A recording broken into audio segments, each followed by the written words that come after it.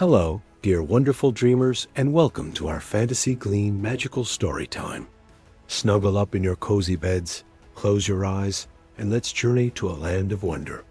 Have you ever wondered what magic can happen when a lonely child is sent to live high in the mountains?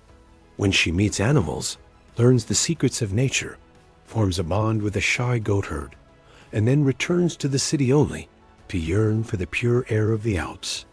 In this story, we follow Evelyn's journey of love, friendship, self-discovery, and the power of forgiveness. Stay with me till the end, because what you'll see in the last scenes will melt your heart. Once upon a time, in a small town nestled between hills and meadows, there lived a very sweet little girl named Evelyn. Her life had begun with sorrow. She had lost her parents when she was still a baby, and thereafter her aunt lovingly took care of her. Over the years, that aunt had become Evelyn's whole world. She played with her, sang lullabies, told her stories, and tucked her in at night. But as Evelyn grew a little older, circumstances changed. Her aunt was offered a new job in a distant city, a job that could not accommodate a child. It pained her to think about where Evelyn would stay, but she resolved on a bold plan. Evelyn's grandfather, Grandfather Alp, lived high up in the mountains in solitude. Perhaps that quiet, remote place would be the safest, most loving haven for the child. Though Grandfather Alp was known as a gruff and stern old man who kept to himself in a small hut in the Alps, the aunt believed that in nature, Evelyn would flourish. One crisp morning, they prepared for a long journey together. The roads wound upward. Birds sang in the trees. The wind whispered through leaves. Evelyn, curious and excited, watched everything around her. Though she did not fully understand where they were going, she felt adventure in her heart. At last, perched high among the peaks, a small weathered hut came into view. This was the home of Grandfather Alp. Holding Evelyn's hand, her aunt led her inside, introduced her to the modest living space, and prepared to leave. Evelyn felt both excitement and a touch of apprehension, but the hopelessness of the situation made it clear this was the best chance. With hugs and tears, the aunt said goodbye and departed on her journey. Grandfather Alp remained silent as his granddaughter settled in, hidden emotion behind stoic eyes. He prepared a cozy bed for her in the attic and left Evelyn to rest. That night, lying under a sky full of stars for the first time, Evelyn closed her eyes and made a wish on a falling star. May my loved ones always be safe, and may I find joy in this new home. Early the next morning, she awoke at a strange, large, and furry presence. Startled, she sat up. It was Joseph, her grandfather's loyal dog. With soft fur, floppy ears, and warm eyes, Joseph licked her hand in greeting. Evelyn giggled, and in an instant, a bond was formed. Joseph became her constant companion. In the daylight, she followed him around the hut, skipping over moss-covered stones, brushing past wildflowers, and sometimes running from buzzing bees. She delighted in chasing butterflies, peering at squirrels, and breathing mountain air. As days passed, her nervousness faded. She felt at home. On her walks, she encountered Peter, a young goatherd who roamed the slopes with his herd. When Peter first saw Evelyn dancing through the meadow, he mistook her for a fairy. Her sweet smile pulled him close.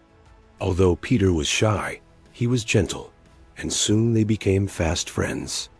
Every morning, Peter guided Evelyn along mountain paths. The goats pranced gracefully, and Evelyn tried to keep pace, sometimes stumbling on stones, sometimes laughing at the antics of the goats. What fascinated her most was how Peter talked to the goats, how he knew when they were hungry, when they rested, and how to lead them home. Evelyn listened with wide eyes. Under Peter's patient instruction, she gradually learned to help herd them herself. Summer drifted by like a gentle breeze. Evelyn and Peter laughed and played in green meadows. She also assisted her grandfather in small chores, kindling wood, sweeping the hut, collecting water, and her favorite baking small loaves of bread in a stone oven. She carried fresh bread to Peter's grandmother, who would offer her sweet goat's milk as thanks. But seasons change. The mountain meadows shifted from green to white. Snow blanketed the peaks. Peter, being of school age, announced he would go to the village school. Evelyn felt a pang of sadness. She longed for education, for friendship beyond the mountains. One day, her aunt arrived unexpectedly, saying she had arranged schooling and work for Evelyn in the city. Grandfather Alp, at first furious, argued for her to remain, but deep down he sensed that a path of growth awaited her. With heavy heart, he agreed. Evelyn, torn between her love for her grandfather and the promise of a new life, eventually consented. She promised she would return. The journey to the city was long, and when they arrived at a grand house, Evelyn was bewildered. Her aunt introduced her to Clara, the little girl of the house. Clara had been injured when young and could not walk. Her aunt's plan was that Evelyn would become Clara's friend, companion, and helper. Evelyn and Clara bonded almost immediately. Clara possessed a gentle spirit, and she laughed at Evelyn's pure, unpolished manners. The grandmother of Clara's family was strict about etiquette, posture, table manners, and social norms. She tutored Evelyn in walking and sitting gracefully, in holding fork and knife, and in how to behave in society. Evelyn, though she tried her best, often made innocent mistakes. Her big eyes, her unrefined manners, her rustic phrases. Clara would giggle.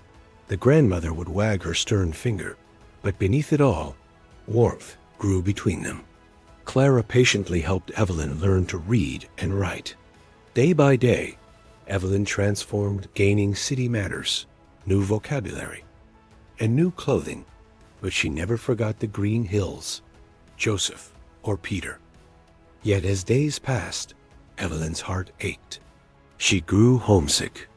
She missed the mountain air, the sound of goats, the laughter of Peter. She even lost her appetite. Clara's father and grandmother noticed her sorrow. At last, they concluded that Evelyn should go back to Grandfather Alp. Although Clara was deeply sad at the news, she accepted that Evelyn's true home was in the mountains. When the day arrived, tears flowed. Clara's grandmother comforted her, saying, "True love means wanting the beloved to be where they are happiest." With heavy hearts, Evelyn and her aunt departed. At last, she returned to the cottage under the peaks. On the way, she stopped at Peter's grandmother's house, delivered loaves of bread Clara had sent, and quietly left her fancy city garments. Running the final stretch, she flung herself into Grandfather Alp's arms. Joseph leapt up, licking her face. Some time later, Evelyn received a letter from Clara announcing a summer visit. Soon, Clara arrived in the mountain valley.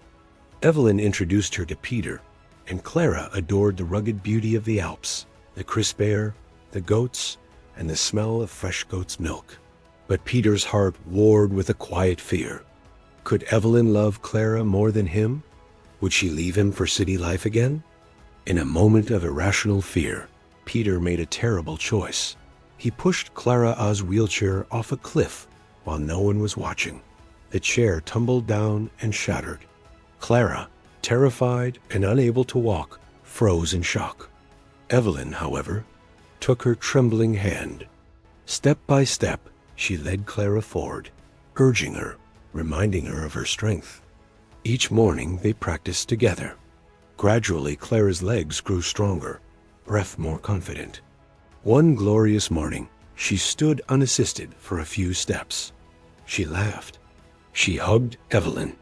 Tears filled the eyes of her grandmother when she learned that her granddaughter had recovered. Deeply ashamed, Peter confessed his act. He fell to his knees and begged forgiveness. Evelyn and Clara, with hearts full of kindness, forgave him. True friendship had a power stronger than betrayal. From that day on, the three became inseparable. Their laughter blended with the wind. Their smiles merged with the sunlight. When Clara and her grandmother said farewell, they promised to return next summer. And so, high in the Alps, Evelyn continued her magical life, with Joseph by her side, Peter by her heart, and the promise that true friendships, once begun, last forever. Thank you for listening Evelyn's magical adventure.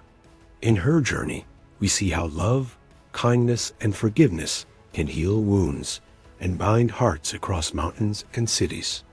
Wherever you are now, may you hold dear to your loved ones, follow your curious heart, and always believe that friendships formed in truth can last forever. If you enjoyed this story, please like, share, and subscribe Fantasy Gleam channel. Leave a comment below. Which character touched your heart the most? Evelyn, Peter, or Clara? Until next time, sweet dreams and magical nights.